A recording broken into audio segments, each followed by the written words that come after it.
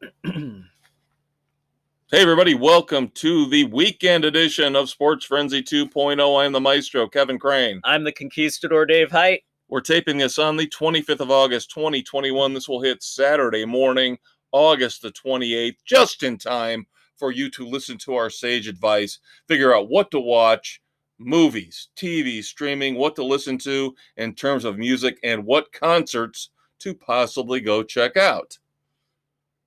We were supposed to have a couple concert reviews this week, but COVID reared its ugly head. So the maestro and the protege got screwed. We did not get to see Kings of Leon. We were supposed to see them down outside of Indianapolis. Unfortunately, I will not be able to attend the rescheduled date, so that one goes in the music dumpster here on Sports Frenzy. Refund on the way. Not the first time. Won't be the last time, probably. All right, kids, here's something for you to consider. Why the hell does Ticketmaster and Live Nation automatically take your payment right away, but if you want a refund for something canceled or rescheduled, it takes them 30 frickin' days to get back to you? It's all about interest. They got to get that interest. I want my freaking interest, you cheap, dirty bastards. Yeah, over the last 18 months, we have had so many shows canceled, rescheduled, and it's amazing how they take their sweet time giving you your money back. But boy, they want it right away. They make the process of buying the tickets incredibly difficult and then take your money and charge your card the second they can. Yep. Greedy bastards. Yeah, and the thing that really sucked about this Kings of Leon show was the fact that this was on their recent sale where they had $20 all-in seats. So we had actual really good seats at Roth Music Center in Noblesville. No fees, no taxes, $20 a seat. And now I have no choice but to get a refund. I can gamble, try to sell them. I'm not going to do that. No, not the way things are at this point. Right. But we did get to go see the man, the myth, the legend. Lonesome George himself. Yes, that was a Mrs. C, Conquistador, and Maestro trip. Yep, George Thorogood and the Destroyers. Finally checked off the bucket list. Yes, first time for all of us to see George. I hope you guys liked the Follinger Theater. That was the first time you'd been there. Place. Second time I've been there. I don't mind it. I think it's pretty nice. Yeah, easy in, easy out. Yep, small venue. Small venue. Outdoor, I liked it. Outdoor but covered. Yeah. A couple thousand seats maybe. Yeah, nice little intimate setting. Not a bad seat. Nope. And this was a very mellow crowd, as you pointed out early on. Yes, very mellow. But once, I didn't mind it because how many times have we gone 3, 4, 5, 6 concerts in a row where you just got to stand through the whole thing? This was actually a concert where you could actually sit and enjoy the show. Yeah, this was not a stand-up, dance, move around kind of show. Except for the one older woman who had to be told during the opening act, cool, we'll get you in a second. You can't dance in the aisles, lady. Yeah. Yeah, she was probably, 65, 70? And she was at late 70s. Oh, you think more? Yes. Oh, wow. Well, she was moving pretty good for that age. Yeah, I think she had new hips. But yeah, you're going to have to forgive us because Dave and I have been racking our brains trying to burn up the internet, trying to figure out who the opening act was for George Thorogood. Unlike the egomaniac Dave Suckett that we reviewed last week, who said his name 400 times during his 30-minute set. This trio said their name once right at the beginning, and the sound for the vocals at that point wasn't great to be able to hear what it was. Right. And plus, they say it one time, like Dave said, not egomaniacs. They mentioned their name once, and I still think it was just the guitarist and singer. I don't think it was a band. I think it was just No, it was him. just his name, but Right. he had He the did bass player and the It was a drummer. bare bones setup. Yeah. I mean, the drummer came out, set up his own drum kit. Yeah. They plugged in and they were ready to go. And we cannot find for the life of us the name of this kid. Left-handed guitar player. He was fantastic. The music they're playing was tight. It sounded good. Vocals were phenomenal. They were the perfect opening act for George because they were the bluesy, nasty. Yep. It was phenomenal. Right. Yeah. They were a great opening act. And I will tell you this, and you can argue with me on this if you want. I would almost say that by the time he got done, played about a 30-minute set, maybe, Yeah. right? Yeah. By the time he got done, the crowd was into him almost as much as they were into Thorogood. Yeah. At the peak of the Thorogood show. I mean, everybody appreciated the kid's guitar playing, the energy he was putting into it. The songs were great. Yeah, and I don't think he wasn't a kid. I'm old. I got glasses. I can't see that well. He wasn't a kid. I thought he was a kid. Nope. But he was probably his 40s. Really? Yeah, he was Jesus not a kid. God. Oh my You need God. new glasses, dude. Oh, I really thought he was probably mid-20s. No. Mid-to-late 20s. Oh, boy. Yeah, I'd need new glasses, I guess. Get a haircut, get a job, and get some new glasses. Wow, no, okay. The opening act was phenomenal. I wish... One of the best I've seen in a while. Really. Yeah, that wasn't a full-on name opener. Yes, much, much better than the crap we were subjected to last time. Yeah, the duo of stupidity that opened for the Counting Crows. Yeah. Don't let the protege hear us, though. She just came in. I can tell. Yeah, I will give this opener a 3.5. I don't know if I go that high. I go 3 for the opener. I'm probably going high after the abysmal low we had previously. Then we move on to George. George played for about an hour and 25 minutes. Yep. We got what we wanted for the most part. There were a couple left on the table. Yeah, after the fact, I realized he did not play You Talk Too Much, which I love. That would have been beyond very belief. Good. But other than that, he hit Gear Jammer, he hit Get a Haircut, which were the two we were talking about. Yeah, those were the two we really had hoped. We thought maybe that might have been chance. iffy, but we wanted to hear. Otherwise, he's going to play, Who Do You Love and Bad to the Bone and Move It On Over, I Drink Alone. You're getting all that stuff. Yeah. But started out with Rock Party. Yeah. Which was good. My call had been to start with Who Do You Love? You were close, though. That was the second that he hit. You were close. So now, overall, very solid show. Very good show. There were some songs I thought he did better than others. Yeah, you're gonna have that. That's gonna vary on live shows, of course. I switch the lyrics up here and there on some things, but in the blues, that's what happens. Once he hit, I wasn't really happy with his version of "I Drink Alone." No, something I don't know if it's a sound. I don't know what, but we talked about this with Counting Crows too, where they kind of get tired of singing the hit songs, so they kind of sing them differently. Yeah, and I got the feeling he was doing that with "I Drink Alone." Now, once he hit one bourbon, one scotch, and one beer, and then went into Gear Jammer, and then did Get a Haircut, those three together, that was a phenomenal run. Boom, boom, boom, a great run there. Right, where he said with Gear Jammer, he's going to show off. Yeah. And then with Get a Haircut, he says, let's get sophisticated. Yes. And then they slipped tequila in there. Right before they came for the encore. Right. So overall, again, very solid. I mean, I'm just going to stick 3. Yeah. 3 opener, 3 frenzies for the headliner. Yep. I could have done without Born to Be Bad. It's not one of my favorite songs. He closed with that. Yeah. Who could have that was probably the weakest one of the night. Yeah, I would have rather heard Madison Blues or something like that. Something a little harder edged. Yeah. Instead of, one of his more poppy songs. Yeah. But Yeah. It was enjoyable. And again, you cross it off the bucket list. Yep. We've seen him. I'm good with it. Happy. Yes, solid show. Very pleased. We both got different T-shirts. Yes. We made a point of doing that.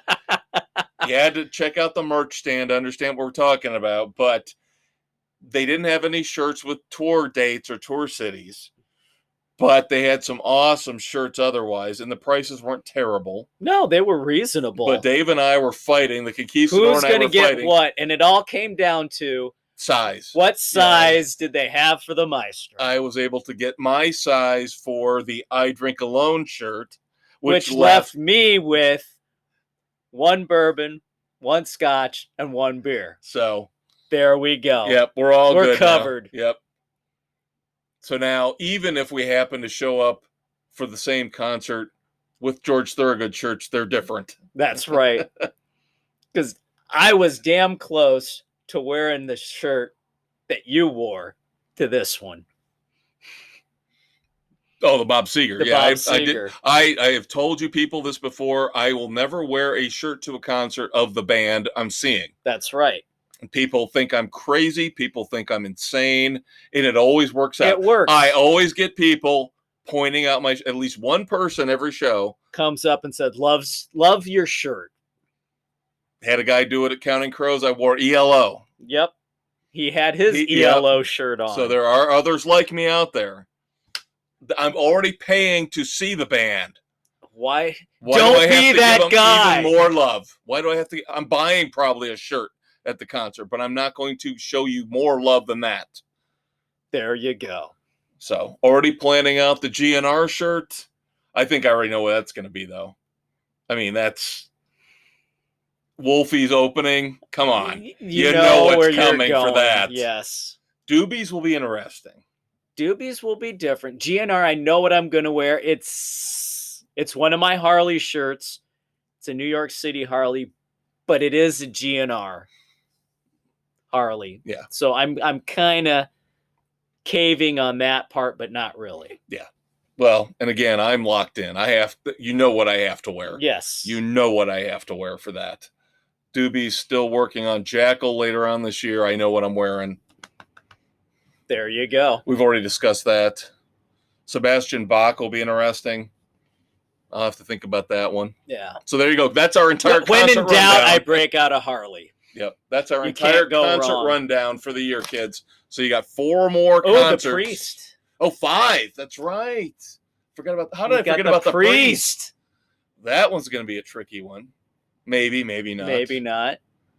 So that could be a Kiss. And I'm going to have a solo one. That's right. You got Shine Down. Shine Down with Aaron Jones and the Struts. So yeah. Hopefully again, COVID, God willing, allowing us to see these shows, which we're all very excited about. Yep. All right, now here is the cool thing about the music segment this week. We've wrapped up our concert reviews. Dave has got song reviews of stuff I've talked about over the past 3 or 4 weeks. He has caught up. I'm going to give the mic to the Conquistador, and he is going to tear apart the latest releases from the bands we love. So I will start this one off with GNR, their song Absurd, which you mentioned last week that was the Chinese democracy phase. Yeah, we guessed it was Chinese democracy, and I did verify it was. Yeah. So this one it's an interesting song. I like the music on it. The lyrics, the way they're mixed, it kind of has that British punk vibe to it. Definitely. I thought the same thing. Very punkish. Yes, very 70s British punk vibe to the vocals.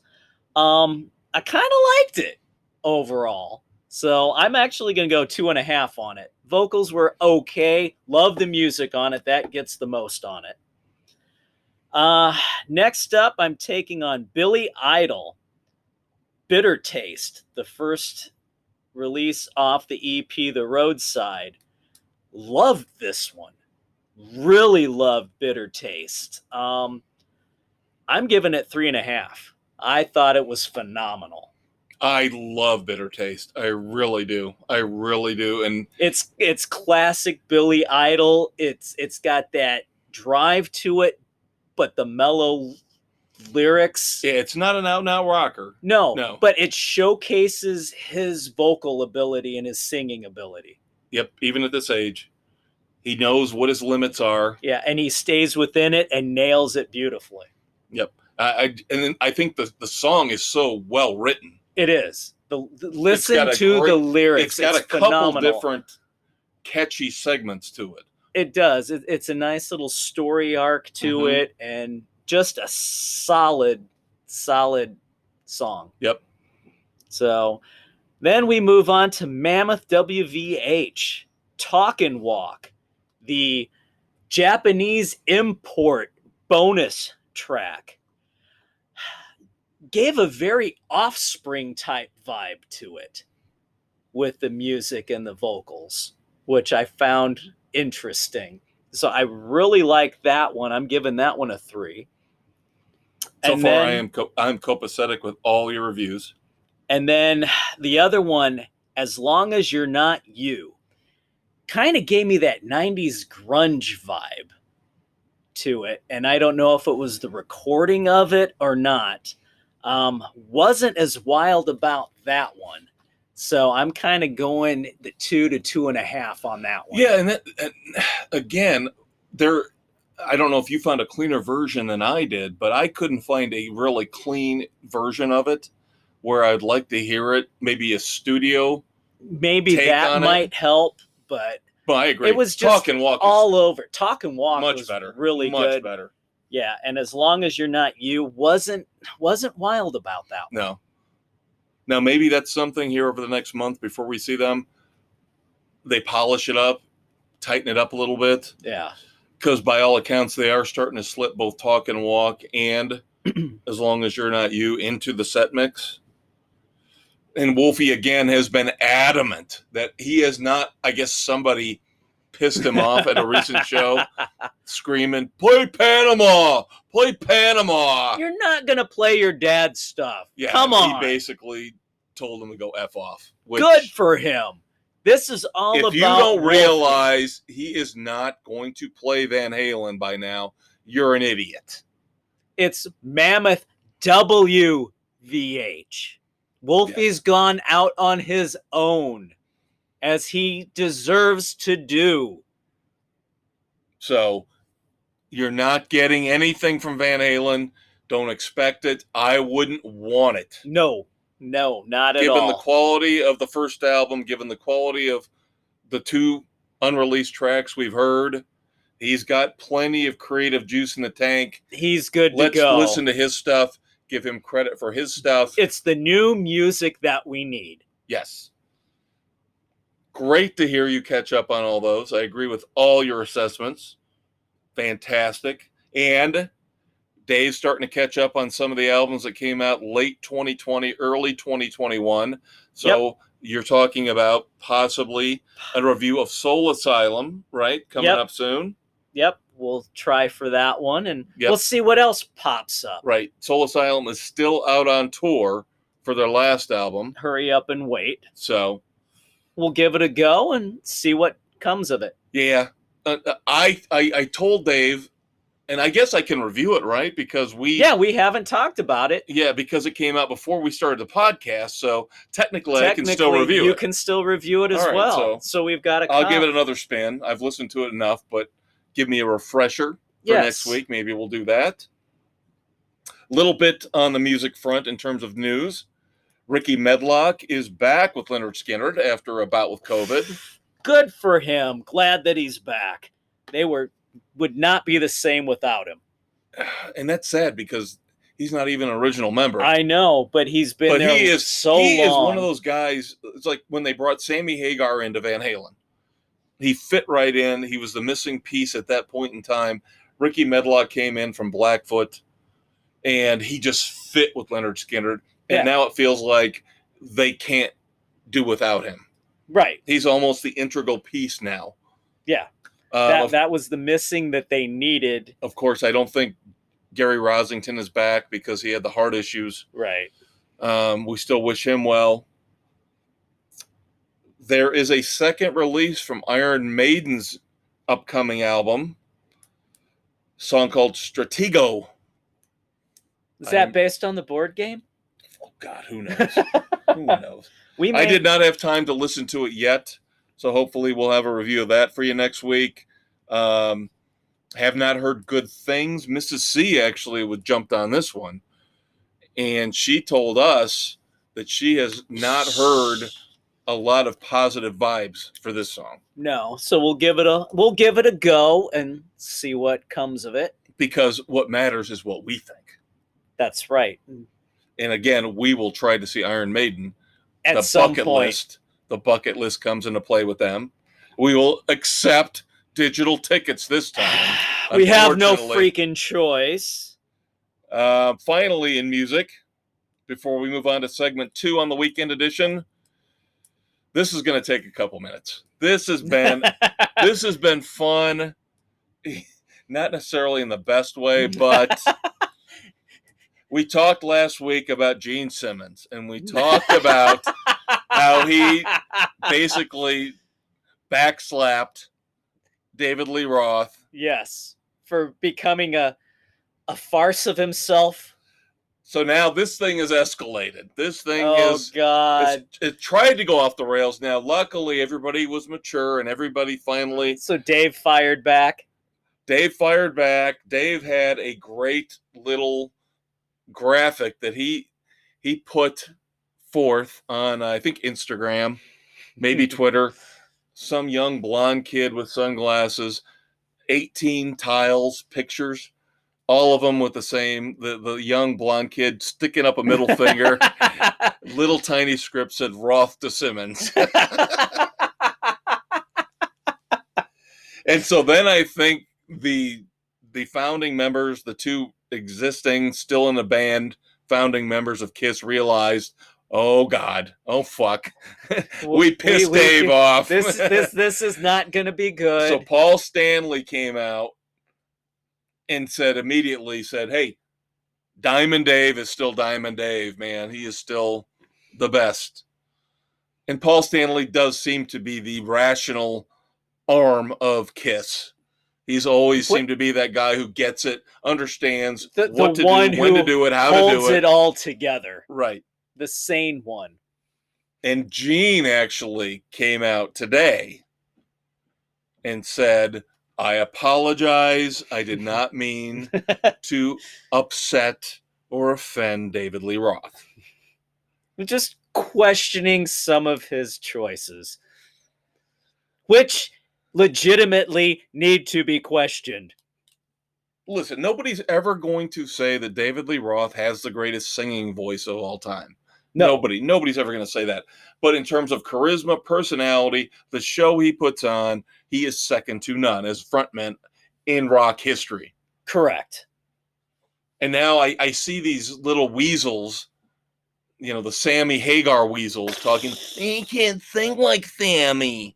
Yeah. Well, guess what? He didn't put out ballady crap like Sammy did. David Lee Roth always rocks out. David Lee Roth would never put out a piece of garbage like When It's Love or Can't Stop Loving You. I'm sorry. Those are the two worst songs in the Van Halen canon. Ever. They're the two worst songs Sammy has ever sung. He would not have done those solo. Why the hell did he pull it off with Van Halen? So you can say all you want about Dave's voice being shot. I'm fine with that.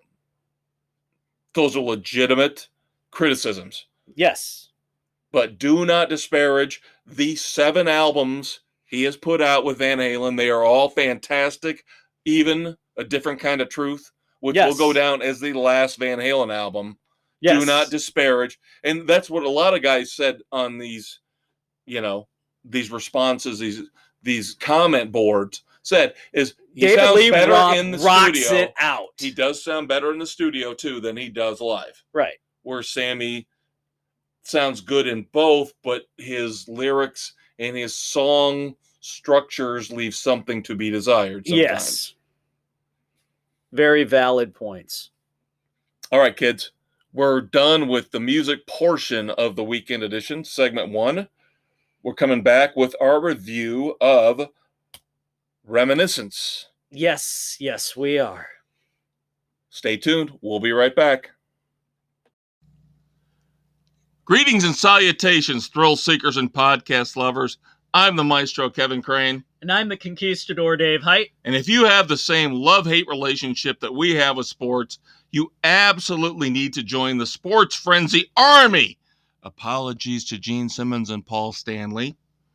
New episodes drop every Thursday morning on Spotify, Anchor, Google, Radio Public, Pocket Casts, and Breaker. Come on in and drink the non-PC Kool-Aid. And as our friend Tony Montana was heard to say with his dying breath, say hello to my little friends at Sports Frenzy. Hey everybody, welcome back to segment 2 of the weekend edition of Sports Frenzy 2.0. I am the maestro, Kevin Crane. I'm the conquistador, Dave Height. And it's time to go to the lobby and grab some popcorn. Yes, the greatest thing about this whole HBO Max same date as in theaters thing is that we actually get to review these movies as they're dropping in your favorite Cineplex, but we don't have to go there. That's right. We don't have to deal with you people. We kind of miss it here and there. But for the most part, no. No. And I will say this. I would still rather, at times, this is going to sound hypocritical, still rather go see a movie in a theater at times than go see a concert, because concert crowds can be so much more rude and obnoxious than movie theater crowds. But again, depends on where you go see a movie, depends on when you go see a movie. And what movie. Right. So luckily, the HBO Max thing worked out for us again. Yep.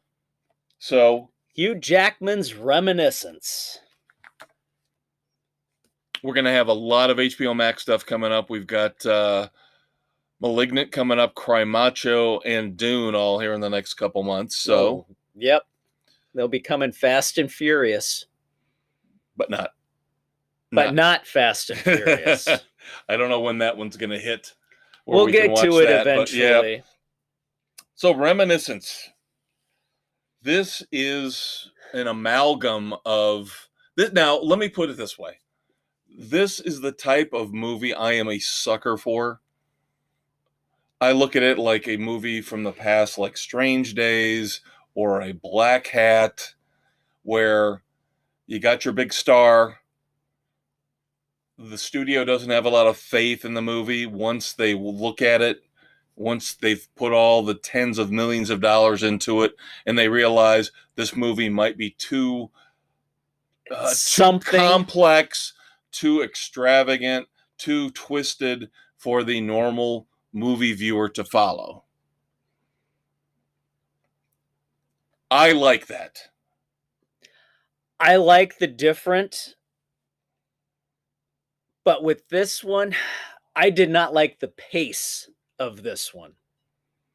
Okay. It was too slow moving for me. Okay. So there was just something off about it. I really wanted to love this film, love the whole premise behind it, the story, the whole wanting to go through it. But it left me wanting something. Sure. Well, I get that too. It just left me, really? That's all you're giving me? Well, and as I just told Dave here in the break before we started our movie segment, I told him I've actually watched this twice because it is, to me, it is very complex.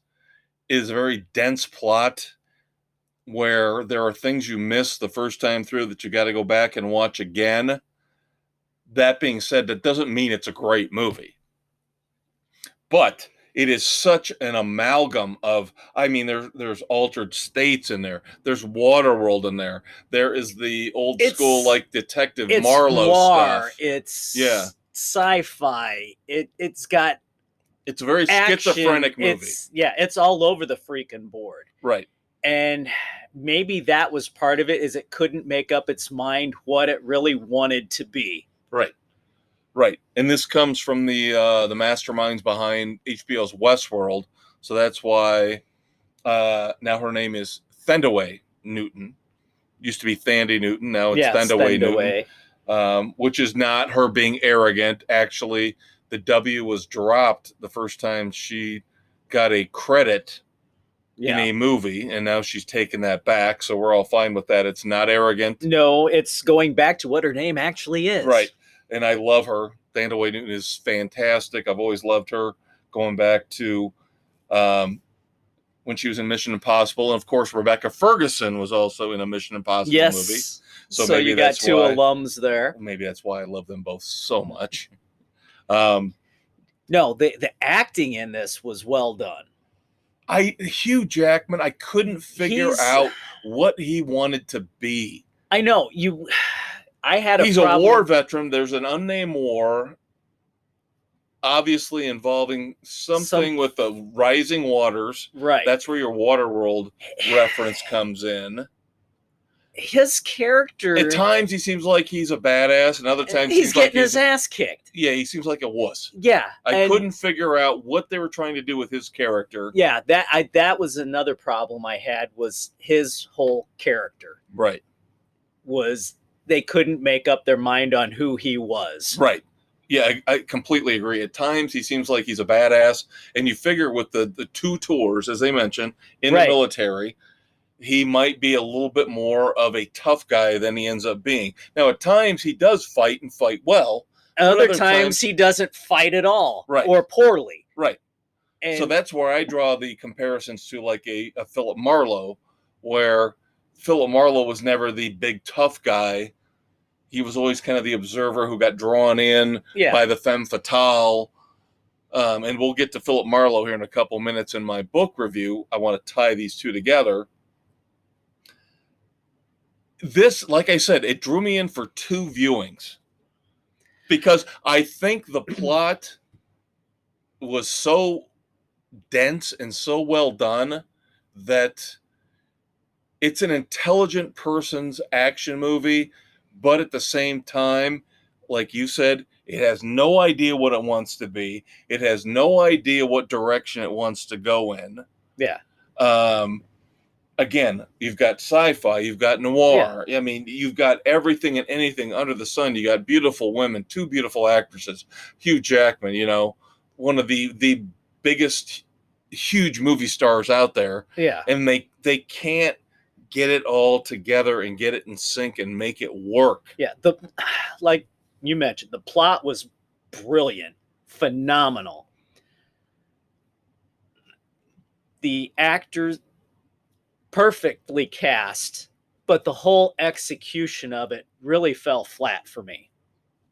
I love the ending. I have to admit, I love the ending, but I am a big fan of the downer ending. So let's just put it that way. That was fine. I didn't have a problem with the downer ending, but just the overall execution of the film left me wanting. I will say this: the biggest flaw I saw in the movie, outside of Hugh Jackman, that character not being consistent in terms of what he should be, was Cliff Curtis as the quote-unquote main villain, even though there were other villains involved. Yeah. Again, this is why I think it's more of a Raymond Chandler type Marlowe mystery wrapped in a sci-fi blanket. Yeah. Is the Cliff Curtis's character was awful as a villain to me. I mean, he's got this weird accent. I didn't understand. I know he's from New Orleans, but that was not a New Orleans accent. That was not a New Orleans accent. No, it was completely out of place. Yes. I didn't understand what he was trying to do with the accent. He would have been better off just playing it straight. Yeah. And I didn't get that whole part of it either. Right. Now, his character obviously fits into the whole puzzle of the thing. The thing that worries me about this, and I'm giving it 2.5. A weak 2.5, but I'm going to give it 2.5. I was going 2. Okay.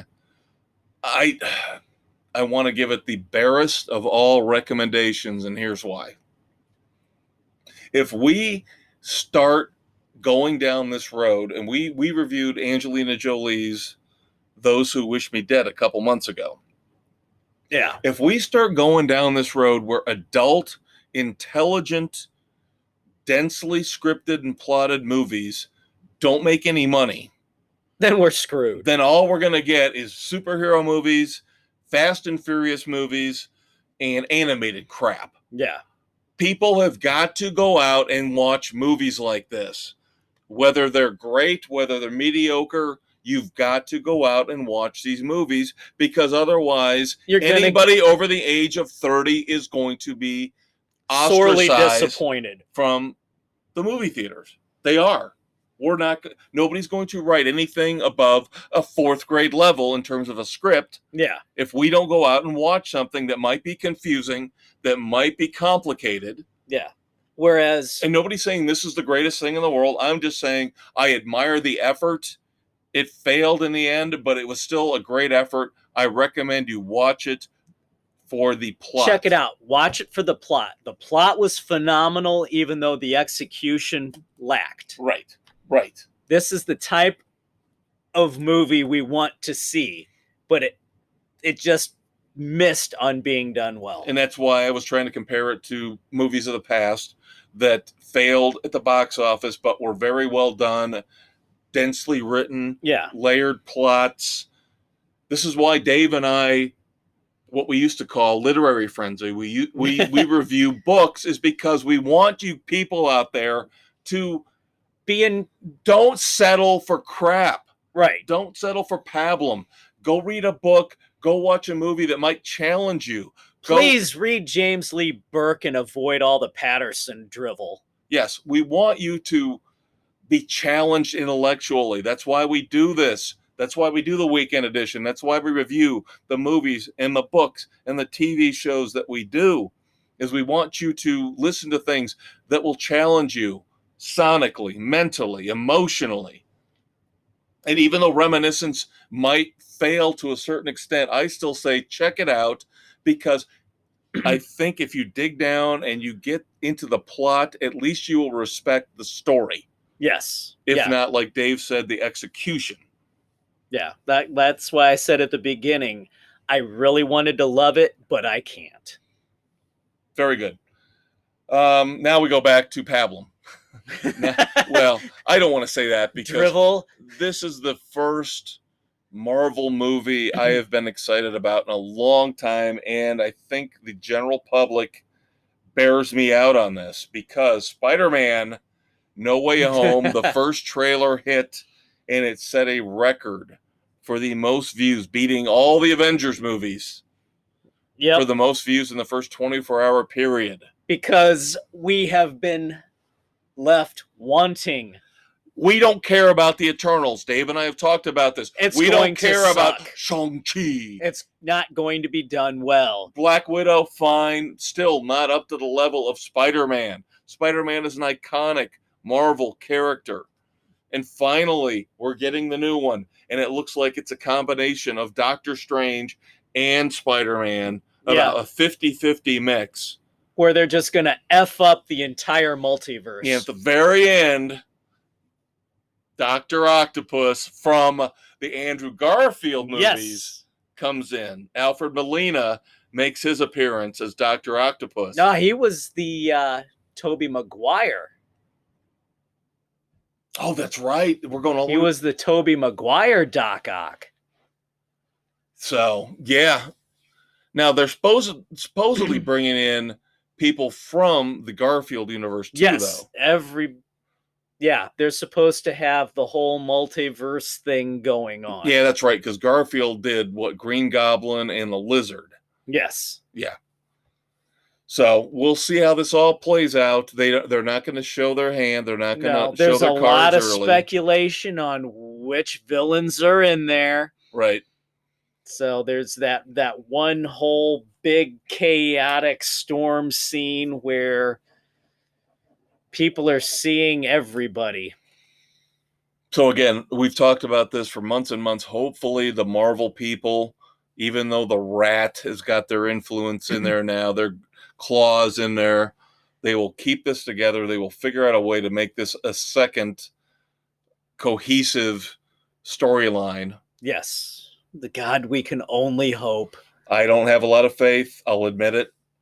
I don't I'm either, because skeptical. you're away from those who had been doing everything up to this point. Right. And you've basically written off a lot of the characters that made that first 10-year story arc work. Yeah. So we'll see. We'll see. Cautious optimism is what I'm going with. Right. I think No Way Home looks really good. Yeah. I think this is going to be the one that either propels them into the next storyline successfully. It shows that the rat screwed everything yes. into the abyss Right. of hell.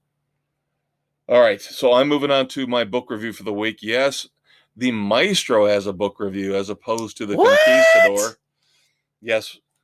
Even though I only get through about 7 or 8 books a year, I did finally finish a book. Chastised by the Conquistador for taking so long and for reading a book that's over a decade old, but that I read like 5 years ago. But this is the first time I've read it, so it qualifies for a review. It does. Especially since now the rumor is they are putting together a movie with Liam Neeson starring as Philip Marlowe in the Black-Eyed Blonde. That is a good cast.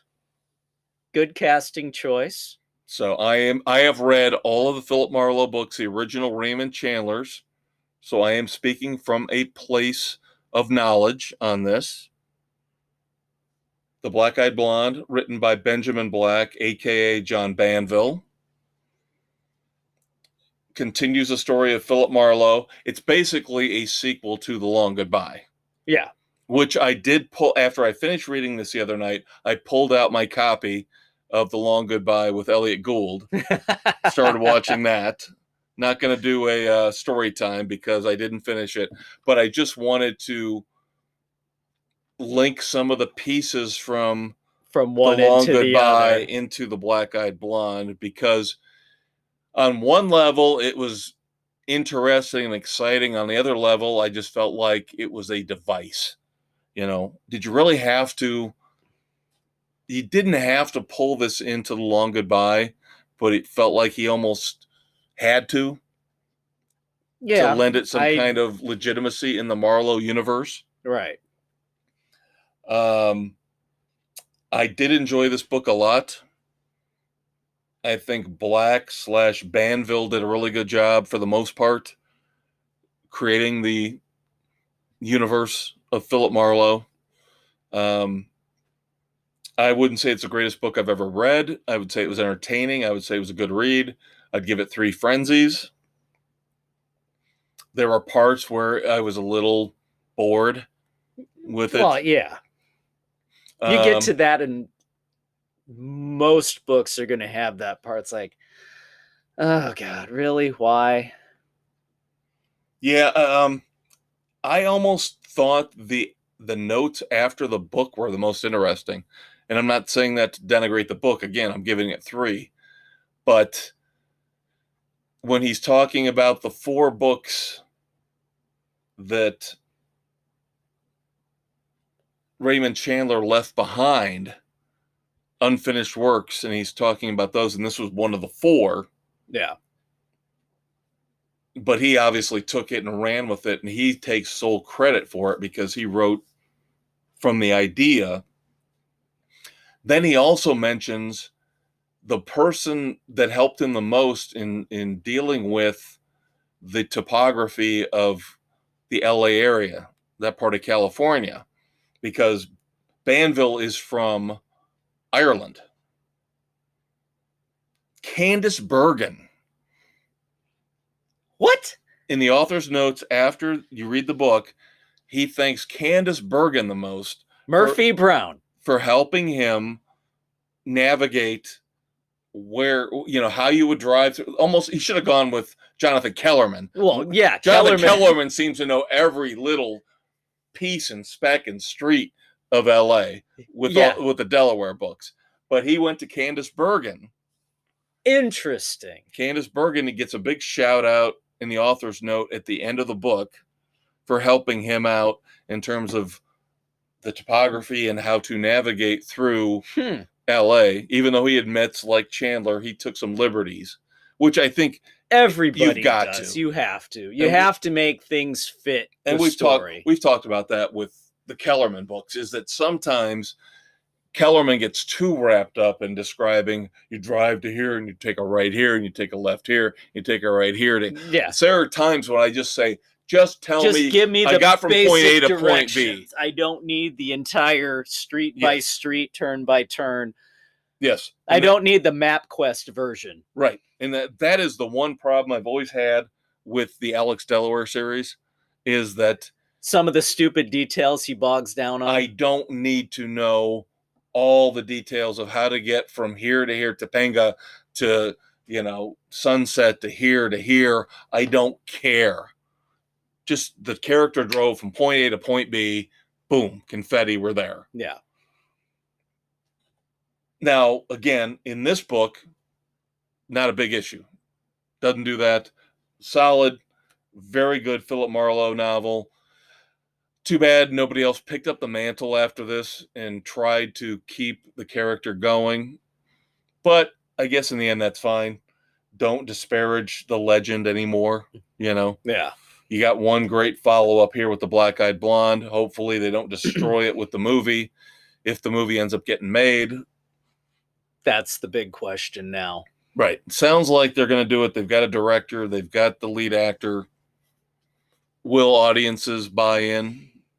Will they make it back in Marlowe's time? Or do will they do update? like they did with Elliot Gould and The Long Goodbye, where it's the late 60s, early 70s hippie where they scene. Modern it up a little bit. Right.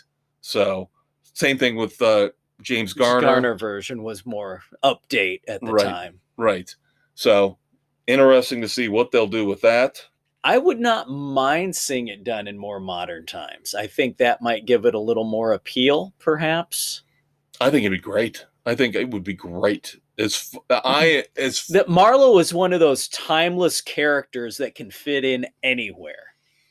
Yes, and I would not mind that at all. As stodgy as I am about my characters and not screwing them up, I think bringing Marlowe to the present day or even the 80s would be something interesting that I would like to see. Yeah. Just don't mess with the character itself. Right. Don't mess with the character. Don't mess with the storyline. Oh, and we'll get into that next segment. The settings can be changed, but not the story arc and not the flippin' character. Oh, we'll get into that next segment with our TV and streaming news. I got a couple for you you're going to love. Of course. Of course. All right, kids. Hang on. We'll be right back on the weekend edition of Sports Frenzy 2.0. Hello, all you denizens out there in podcast land. I'm the maestro, Kevin Crane. I'm the conquistador, Dave Height. And we're not your typical ranting and raving sports podcast here at Sports Frenzy 2.0. New episodes drop every Thursday, by the way. We're extraordinary ranters and ravers when it comes to sports, NBA, NHL, NFL, anything under the sun that involves sports. We're going to cover it. We're going to rip it apart. So be sure to tune in on Google, Radio Public, Pocket Cast, Breaker, and of course, our home base, Spotify and Anchor. And just remember, like Lieutenant Colonel Kilgore said in Apocalypse Now, I love the smell of Sports Frenzy in the morning.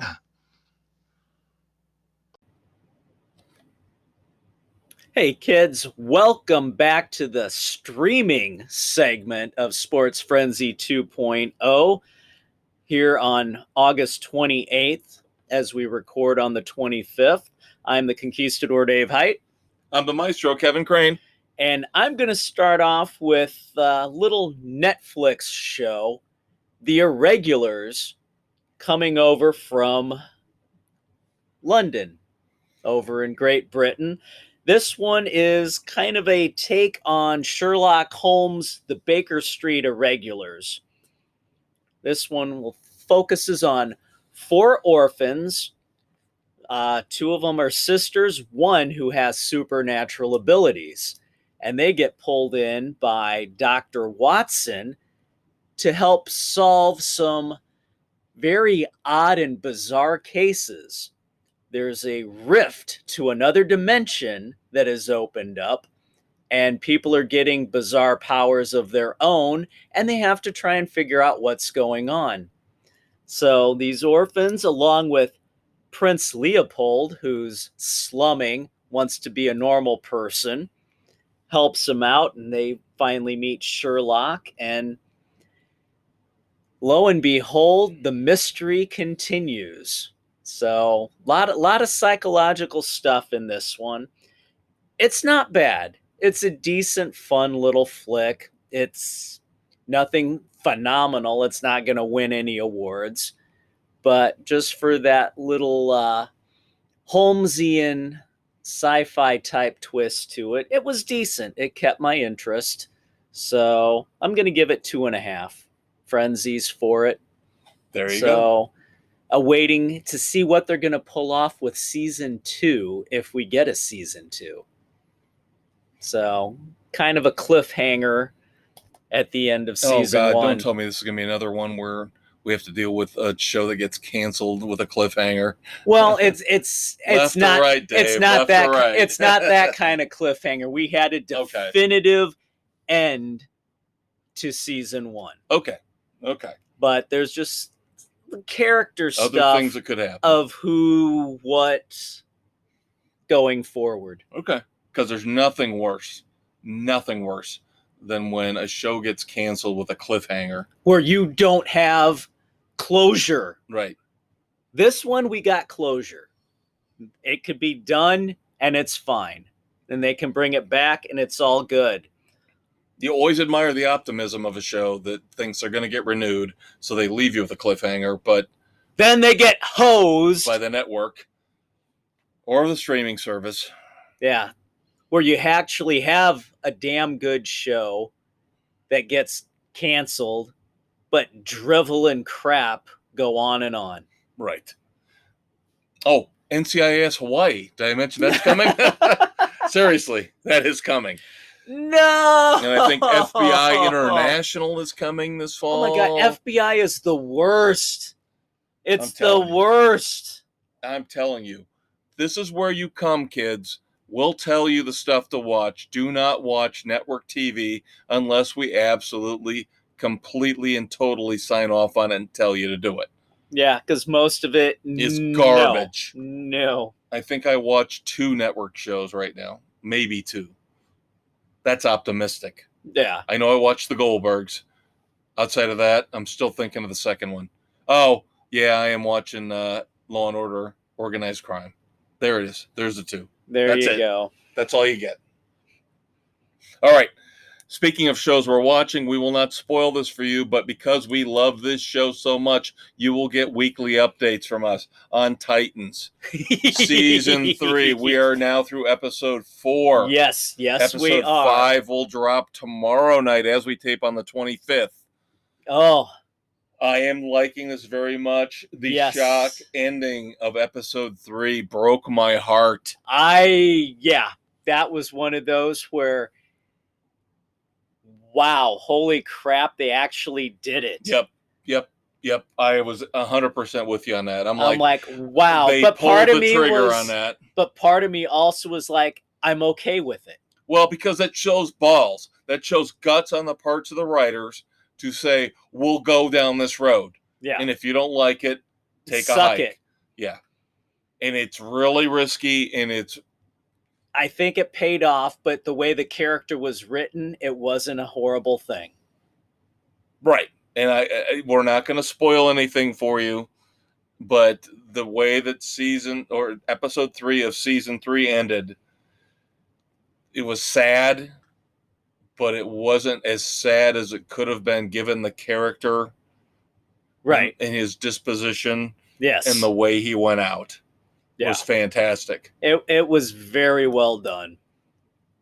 Now, moving on to episode 4, is the Gotham Police Department this inept? Yes, Yes, they are. We talked about this before when we started watching this. I said Barbara Gordon, the actress, the character, the way she's written, is not Awful. really selling me on the fact that she was Batgirl, that she's terrible. She has no clue what the hell she's doing. And it or reflected why. on the entire Gotham Police Department. Yeah. Seemed like a bunch of inept. Her assistant is the freakiest, weirdest woman I've ever seen in my life. Bug Eyes? Yeah. Bug Eyes, her Bug Eyes assistant breaks in every now and then with this weird voice. To try and bring some clarity for her, and it does not work. This is supposedly, in the comic book world, the creme de la creme police force in the free world. And they are... It's the Keystone Cops right now. Pretty much that sums it up. And they're so bad. The end of episode 4 just confirms it. It does. It's just abysmal, the stupidity, the way that they're written. Yeah, and the fact that they keep saying, I don't want to, again, it's not spoiling anything, but obviously since we're talking about Gotham, you can figure the Titans are now in Gotham. Right. And the fact that they keep bitching and pissing and moaning about the Titans being there and they should leave. Why should they leave? They're the only ones doing anything. Exactly.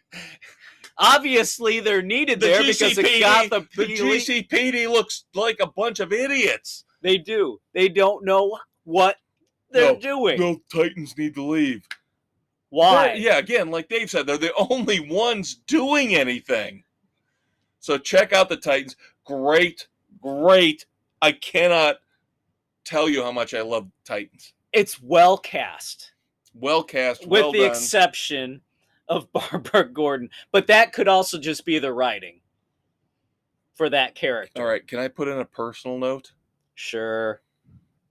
The guy that plays Scarecrow, I think it's Vincent Kartheiser, I think is his name. I think so.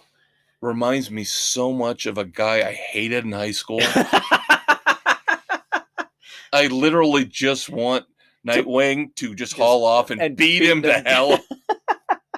Just for me. Just some kind of cathartic moment. I want Brenton Thwaites to just haul off and deck the guy and beat him into a bloody pulp.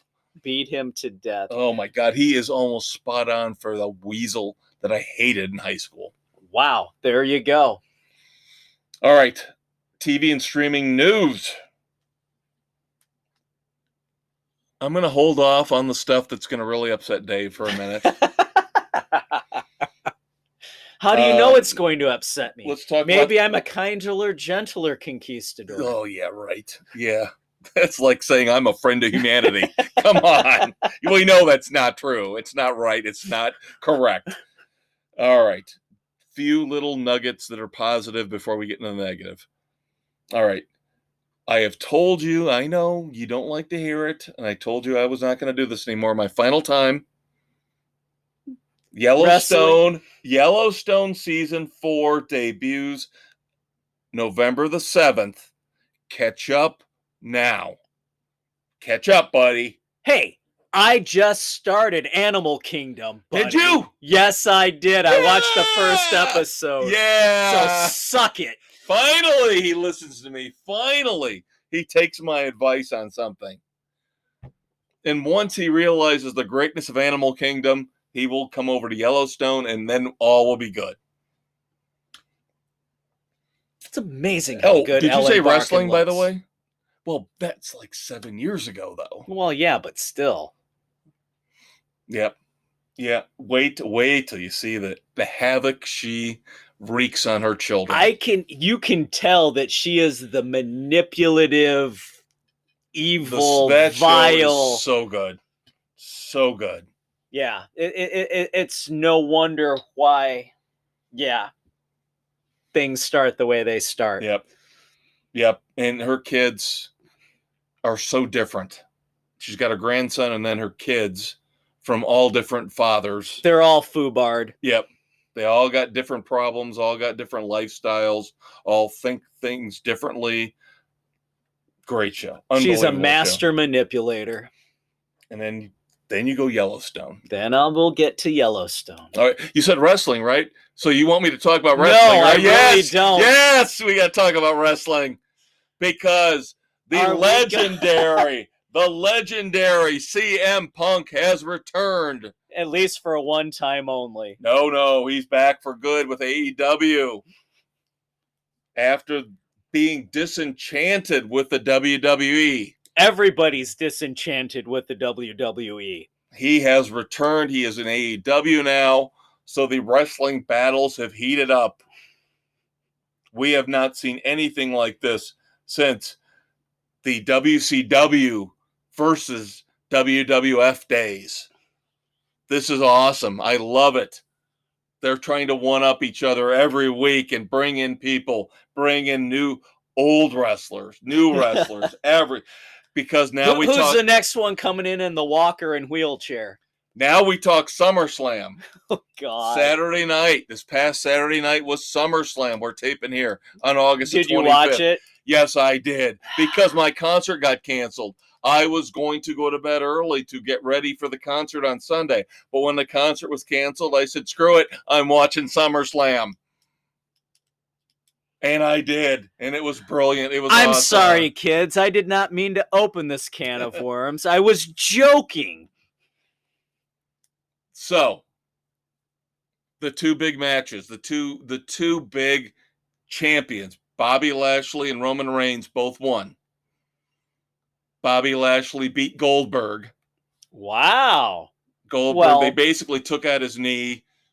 I was gonna ask, did he even have a leg to stand on at this point? Oh, ba-doom-ba.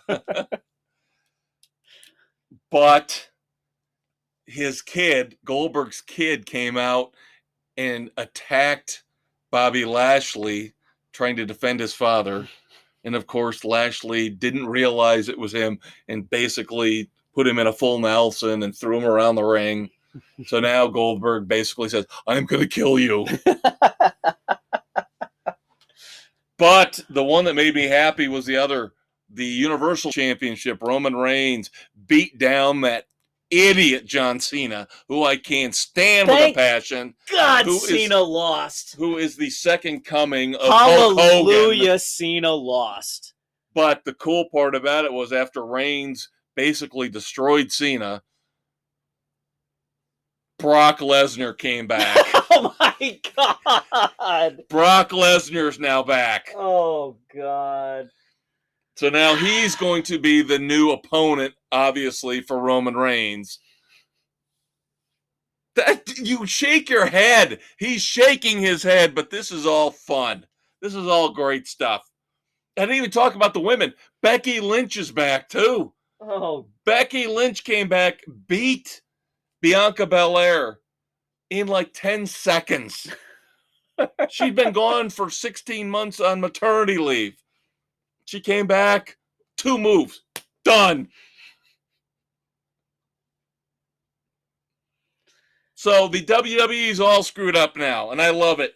It was great. 4 hours of wrestling awesomeness. I'm sorry, kids. And Next topic. I will continue to do this every once in a while just to give him an aneurysm. Now, but speaking of which, now it's time to get into the stuff that's going to upset your Uncle Dave. Oh, God help me. The first one he knows about. So this is no surprise. Mike Richards has bowed out as the new Jeopardy host because, again, cancel culture rears its ugly head. And, of course, Mayim Bialik is now the front runner to take over full-time, not only just the primetime stuff. But everything else. But they're still going to be doing some guest hosts. And Ryan Reynolds, I don't know why Ryan Reynolds' opinion matters as much as I love the guy. Why not LeVar Burton? Well, LeVar Burton sucked by all accounts. So yeah, how about that? Basically, LeVar Burton had no... Here you go, Ryan. He did bad. Why don't he you was come awful. on? Ryan, why don't you give up your Hollywood career and you come on and host Jeopardy? No I bet kidding. he'd be fantastic. I bet he would. But he LeVar Burton showed no personality on the show. It was bad. I believe it. He was among the worst. I had high expectations, and he let me down. There will be a politically correct host announced within the next month or two. It'll either be Mayambolic, LeVar Burton, or somebody comes out of the blue that we're not expecting, but it will be a woman or a minority that will be the next host of Jeopardy. You know what? As long as they're intelligent, they have charisma, they can interact with the contestants and the audience, that's fine. But LeVar Burton was not good. I agree. And that's all I'm saying, too. I don't care who it is, but they better be able to hold the standard, hold the flag. Yeah. Because I don't want to see them bow down to pressure and give it to somebody like LeVar Burton and I trust you and Mrs. C in your judgment, you guys watch it 10 times more than I do. We wanted LeVar Burton to succeed, but he didn't. He had the opportunity, and it was disappointing. Sorry, people. That's the truth. Oh, speaking of PC casting, you got the heart monitor ready? Oh, God. What do we have? Okay, first off, HBO Max, in their infinite insanity as they try to follow in the footsteps of the CW being politically correct with the DC adaptations and the DC superheroes, have decided to reboot Black Canary.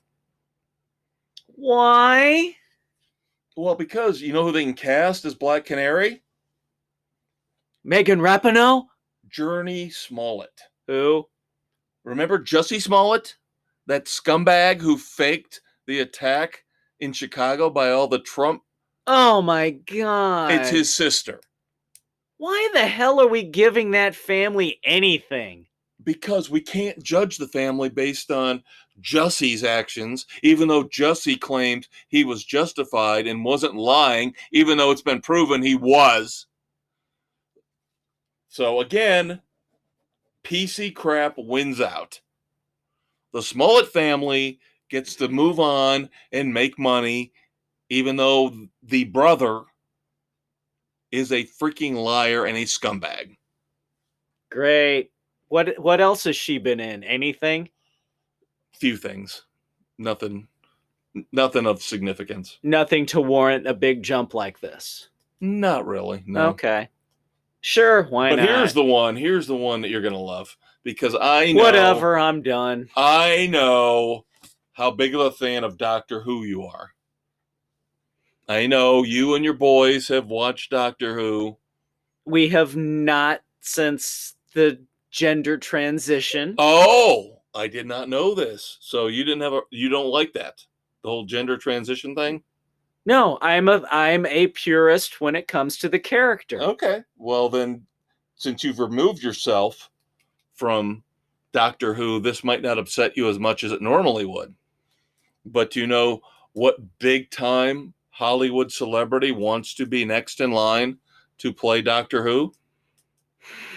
Who?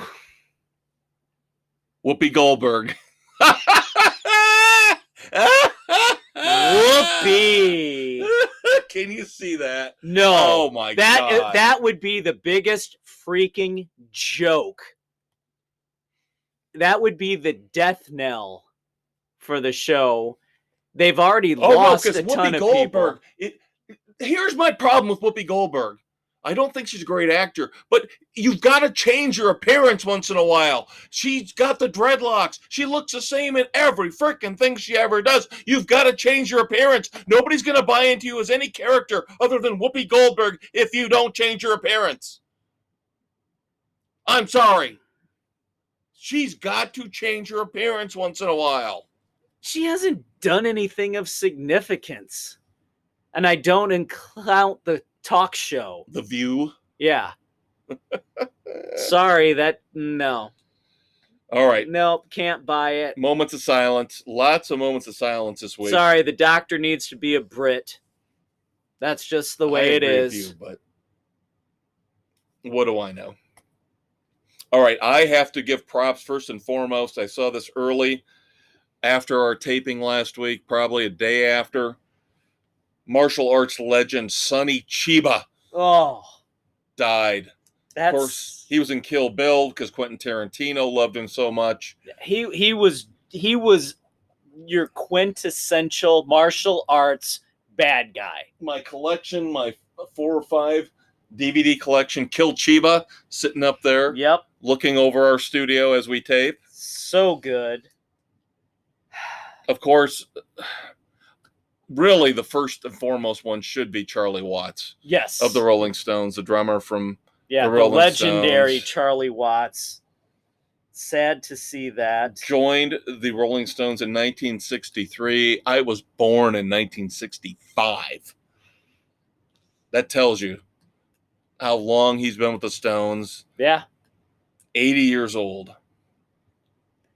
How the hell has Keith Richards outlived every one of them to this point? That's what I want to know. Another rock legend, Don Everly of the Everly Brothers, passed away. Tom T. Hall, country music storyteller. Harper Valley PTA. Yes. Writer. Connie Hamsey passed away. You may not know this. Let me give you the quick background. Connie Hamsey was a legendary groupie. If you remember, Grand Funk Railroads were an American band. Sweet, sweet Connie doing her act. That's Connie Hamsey. So she passed probably away. the biggest slut in music history. No, there's another one. There's one that I can't remember her name, that she was doing plaster molds of rock stars' penises. Oh, God. I can't remember her name. BB Buell was another one that was a big slut. Yeah. But the one, I cannot remember who she was. All right, she's a top 3. I don't know if the one that I'm thinking of was the inspiration for, was Kiss had the song Plaster Caster or something like that? That might be. I'm telling you. Some twisted. She had and everybody of like all the big stars, excited members. Let's put it that way. And you say men are misogynistic asshats. Women are just as bad. Oh no, that doesn't count, Dave. That doesn't matter. We'll agree to disagree. I'm with you. I do have one more. This is a little obscure, but if you grew up as a fan of David Letterman, you will know Tony Mendez. Tony Mendez was Cue Card Boy for all those years on the Late Show. Tony Mendez passed away. Not Cue Card Boy. Yeah. Oh. Yeah, he was awesome. All those side characters, Larry Bud Melman, Chris Elliott, all those guys from early days of the Dave Letterman Show. Now Tony Mendez, Cue Card Boy, has passed away. That one hurt me too. Yeah. Wow. Got one more music. UB40 founding member Brian Travers has passed away as well. Thoughts and prayers to everyone's family and friends. All right, time to play Dumbass or Not here as we wrap up the weekend edition. David, are you ready? Bring it. All right. We talked about the Bob Dylan sexual assault allegations here a week or two ago. We have some people saying the 1965 timeline involved is not accurate, but here's my part where I say dumbass or not. The people that are saying this are called Dylanologists. Do we really need Dylanologists in the world? Is this a thing? Are these people not dumbasses and need to get a life? Yes, they are dumbasses. They do need to get a life, and they need to stop smoking the weed and dropping the LSD tabs. Grow up. I'm sure there's Beatleologists and Stonesologists. And Whoologists and Zeppelinologists. And... Find another line of work other than just researching a rock band. Okay? Step outside. There are lawns that need to be mowed. There are weeds that need to be trimmed. Go to Home Depot, As pick up a weed whacker, and get a real job. And as, get a haircut. As the late, great Jim Morrison once said, break on through to the other side. All right, this one is interesting. Spencer Eldon, 30 years old, is suing Nirvana because he was the baby on the cover of Nevermind. I know about this one. He is suing them, saying this was child pornography. The guy is a freaking dumbass. This is ridiculous. Just because you're pissed at your parents for selling out for a measly $200, stop trying to extort everybody. He redid the photo shoot within the last 10 years. He's redone it every 10 years. This is a blatant money grab. It is. This guy needs to go away. Stop trying to get money that you really don't deserve at this point. Sorry. So now what are we going to do? Now we're going to have to edit the cover of Nevermind because little PP. Yeah, he's sitting there going, I'm ashamed that you were a baby. Nobody's judging you based on the size of your penis when you were a baby. If you were ashamed, you would not have been recreating the album cover every 10 freaking years. Yeah, I'm with you. This is just stupid beyond belief. This should be tossed out. Oh, but the baby's naked going after $1, so it's sex work. Bullshit. He should be going to every Comic-Con, Rock-Con, everywhere, cashing in on this instead of whining and crying about it. I was traumatized. I was a baby. Bull crap. You got a shyster frickin' lawyer who's probably the biggest dumbass of this whole thing. All right, finally, pet peeve of mine as we wrap up the weekend edition.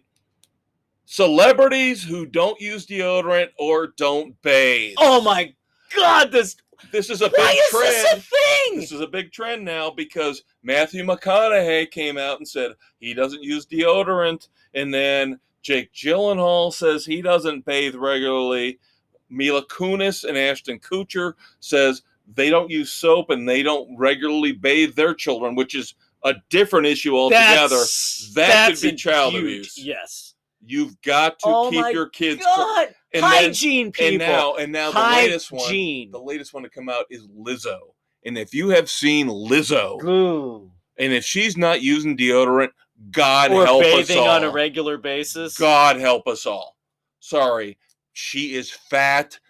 There's got to be odors the world has never smelled before trapped in the folds of her fat. I don't care. We're not politically correct here. She is not somebody who should be giving up deodorant. Sorry. Or giving up bathing on a regular basis. And the fact they tell these stories about, well, Matthew McConaughey gives off this musky, earthy scent. It's like, you're a fucking moron. That's called BO. That's called BO is what that's called. Okay? You might be able to get away with it if you bathe at least twice a day. You might be able to get away with it. But you can't tell me you get in the heat in LA out there in the summer. Oh my God. No. At some point, you are going to stink. You're all dumbasses. Frickin' bathe regularly, you morons. You keep proving the point to us on Sports Frenzy, the weekend edition, time after time after time, that all you Hollywood celebrities are idiots and you're out of touch and you're dumbasses. And this is just another example of it. Ignore the celebrities, people. They're morons. He's a conquistador, Dave Height. He's the maestro, Kevin Crane. We hope you have a great weekend. Check out Reminiscence. At least I say check it out. Dave's iffy on it. We'll see you next week. Take care, kids.